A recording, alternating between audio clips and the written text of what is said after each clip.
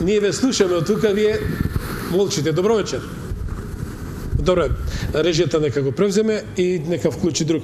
Господин Станоевски, сакам уште ова нешто да ве прашам.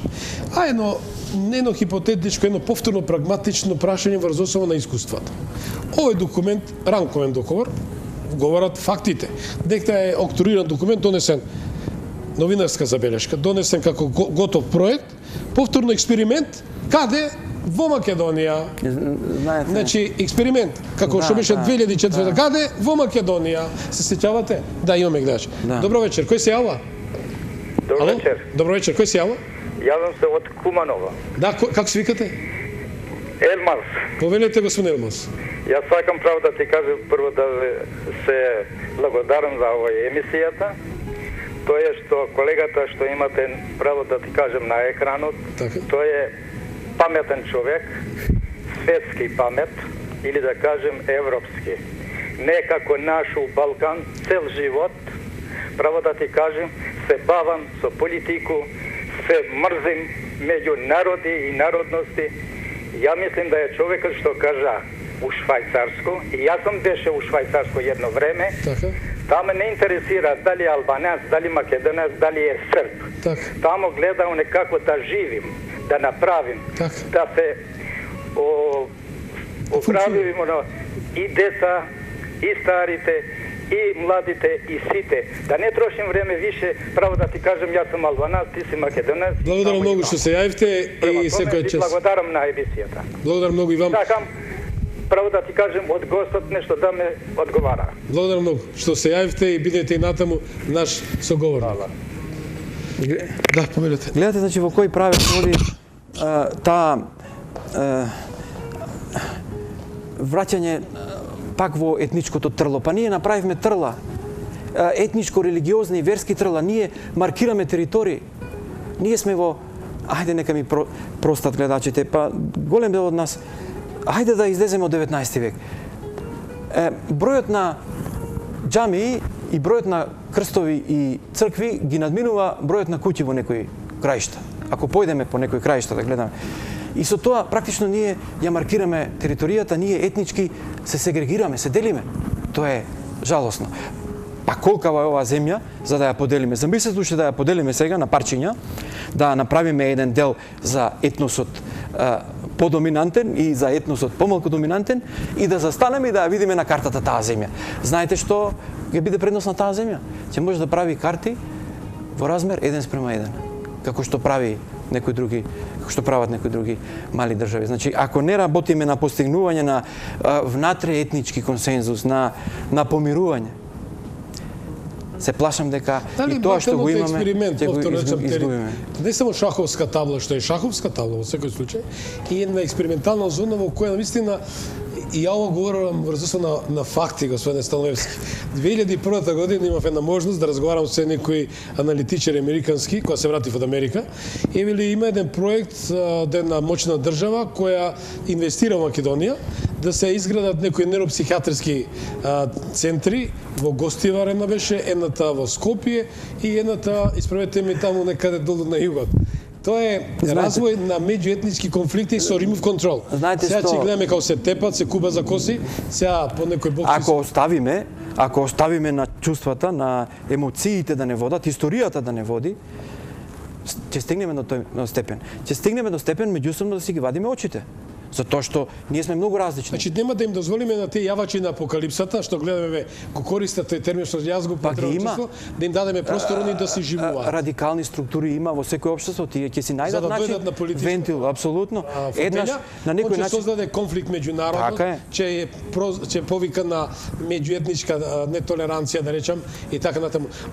Сакам само ова да ве потсетам, че се согласите со мене. Рамковниот договор, се сеќавате, говорено е. Дури ниту тогашниот Бог да опрости председател, јас го почитувам како председател кој навистина беше еден ретко позитивен и харизматичен политички субјект во Македонија.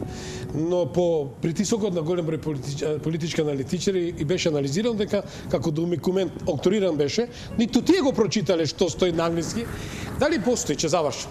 Ако беше амнестија, значи не значи амнезија, што велат, навистина. Од друга ситуација, ако веќе по устав и по Божие правило си ја бранил земјата. Може ли да добие некоја финансиска поддршка? Се сеќавате дека после 2001 тогашен министер за финансии беше господин Борис Стојменов, јас го поздравувам и во оваа емисија и го очекувам во една од моите емисии, беше министер за финансии и тогаш ни ветија донаторска конференција. Дали настапувавте, претпоставам бевте ангажирани, дека ќе ни дада поддршка, подпишете прават стално, меѓународната заедница се обидува да гаси пожари и не сака да има конфликт овде. Еве, зошто да ги плача з меѓународната заедница финансиски да ги поддржи како еден проект? Еве, мислам, не карикирам, од мене нека се катапултира. Реално кажано, на Балканот тие симпатизираат со албанците. Факт е. Зошто? Еве, па ете зошто треба да го поставиме тоа прашање, дали поради лобито што го има во САД силно, дали заради тоа што се еден вид маша нивна, политичко, воена, не знам каква, ајде да се изразам. Ама и мудри се со тај иконограф. Веројатно влегуваат, па секаде американското знаме, знамето на НАТО се беси и така натаму. Тие се попријателски настроени кон нив, отколку кон србите или македонците или кон другите етноси на Балканот. Дали зашто е тоа така? Еве, пак е политички и економски интерес, претпоставувам, и потезите се влечат во тој правец. И сега, како и да е, ние во нашето општество мора да создадеме клима на доверба, на консензус, на респект. Значи, ајде, не мора да се љубиме, да се сакаме. Меѓутоа, различноста да ни биде предност, а не негативност. Па ние овде, сакали или не, делиме иста почва, делиме иста клима, делиме иста храна, иста историја, култура, делиме, ајде, малку ни се различни, сепак ајде да не претерувам, меѓутоа растеме заедно и верувате, знаете што ќе се случи? Во општеството што го градиме сега, вака како што го градиме, со таквата поставеност на состојбите во школскиот, во образовниот систем, нашите деца еден ден меѓу себе ќе комуницираат на англиски јазик. Моето дете и детето на припадник на албанците од Македонија, на вториот по големина етност, ќе говорат меѓу себе англиски. Зошто? Затоа што тие се помалку ќе го изучуваат македонскиот, ние се помалку сакаме да го изучуваме или воопшто не го изучуваме албанскиот. Некој намерно прави, господин Становски, да децата во ембрион се мразат меѓу себе. Наместо да ги ставиме во иста, а или да пробаме барем заеднички да уште од детството да се обидуваме да ги дружиме, да укажуваме на спротивностите. Да, ајде видиме кој се јавил. Добро вечер, кој се јавил? Повелете. Добро вечер, јас се јавувам, не сакам да се објаснам која сум. Ја би сакал да се представите, ти верувајте, не е фер. Сакам да дадам еден повод за овај разговор што го имате сега за емисијава. Би сакал да се представите, ве молам, да имаме еден кучен ред во оваа емисија. Ако сите така настапуваме, седиме во фотели и сега сакаме да коментираме, не е фер. Јас живеам во Скопје, тука сум. Па представите се, госпоđо, сепак полнолетна сте. Јас се викам Менка. Повелете, госпоđо Менка.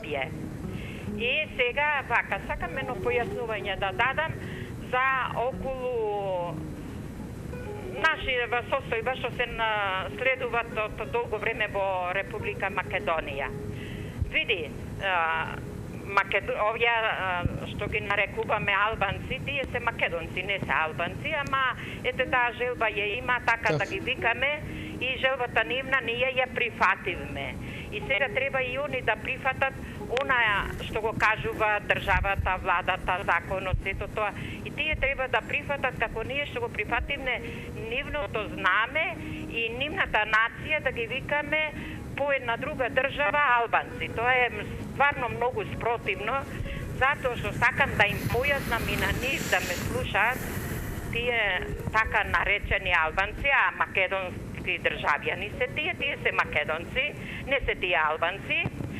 Во Америка е работата што африканците беа заедно кога се оформи Америка како континент и како држави, и тие исто побара да бидат признати не како албанци што барат они да бидат признати како африканци, да бидат државјани на Америка, ама со африканско потекло. Не, него они побара на Соединетите Американски држави 68 година го добија тој закон, да бидат прифатени како национално американци. Така, кој е вашето прашање? Африканци. Добро, кој е вашето прашање? И чекај сега, ја сакам да објаснам, да ме разберат. Во интерес на времето, госпоѓа Менка, имаме простор и други да им дадеме простор да постават прашање, ме молам. Да, благодарам многу. Ајде, ова се дебатираше како ќе се нарекуваат, да го цитирам Уставот, Република Македонија е држава на македонскиот народ, како и припадниците на албанскиот народ, влашкиот народ, српскиот народ, турскиот народ, бошњачкиот народ, што живеат во Македонија. Една од преамбулите така стои. Така. Не беше така до 2001 година, додека него сменивме Уставот. И сега, нашето тежнение, значи на подоминантниот етнос, да помалку доминантниот етнос себе си нарекуваат македонци, нема да успее. И да излезат надвор... Пак е тој експеримент? Нема да успее. Зашто едноставно не сакаат да се чувствуваат така или не можат да се чувствуваат така.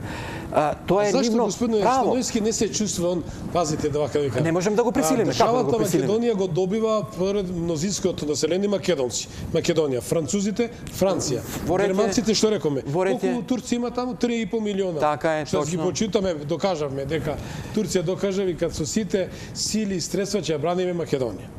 Секој чест и благодарам. Од ова место верувам и вие секако се придружувате. Се додека, значи пак етничките, религиозните, верските, емоционалните прашања решаваат за политички поени. Се дотогаш на таа карта ќе играат припадниците на колку исламскиот фундаментализам се го прави своето, господин? Кој? Исламскиот фундаментализам. Па тој го има на Балканот. Да се разбереме. Прилично. Јас ќе речем дека македонските албанци, секоја чест јас го поздравам нивната верска припадност, кои истите тие радикалниот ислам, да речем како да го наречеме, не го прифаќаат, што е нова иконографија што е гледаме преку, не сакам сега таа тема, али повторно влага во на Мајтон или Балкан Експрес. Дали малце тука треба да биде загрижена и меѓународната заедница, господин Станоевски? Кај нас, господин Томич, во нашава држава, двете доминантни етнички групи, македонците и албанците, се како масло и вода, улје и вода. Многу малку се мешаме. Ние воопшто и немаме мешани бракови. Ние живееме како две шини на пруга. Едно до друго никогаш не се спојуваме, а во бесконечност можеме да одиме низ пругата и без да се споиме. И секој си ја тера својата агенда. Единствени коалиции се прават кога има пари во прашање и кога има политика во прашање, односно кога треба да се направи влада и да се владее. И тогаш се градат коалиции.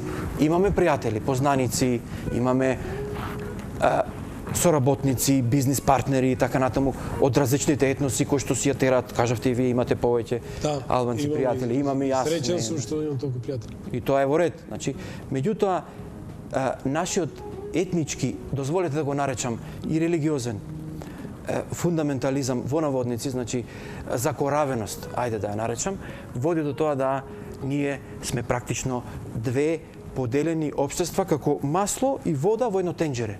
Колку и да мешаме, кога ќе престане мешањето, не се мешаат двете течности. Ние поради стравовите, поради историските предрасуди што едни према други ги имаме, ги влечеме и така натаму, тие стравови студаваат недоверба, недовербата е пречка да се создаде почит и на крајот доаѓа до таква состојба која што е Јас се извинам. Јас верувам дека ќе ме разберат почитуваните сограѓани, пријатели. Во обид, ако може да го кажам. Јас знам дека ако ја браниш, ја сакаш соседната земја како заедничка творба, тоа е супер. Меѓутоа колку е честно песните што ги слушаме, понекои не сакам да водам оваа тема, верувајте ми, јас сакам европската траекторија, но се наметнува дека некој навистина го запалува бурето барут на Балканот, бидејќи тоа навистина е многу невралгична ситуација. Јас го викам Минско поле. Ајде да го оставиме тоа Минско поле. Да седиме на оваа ситуација што навистина се наметнува. Ајде да претпоставиме дали можеме да очекуваме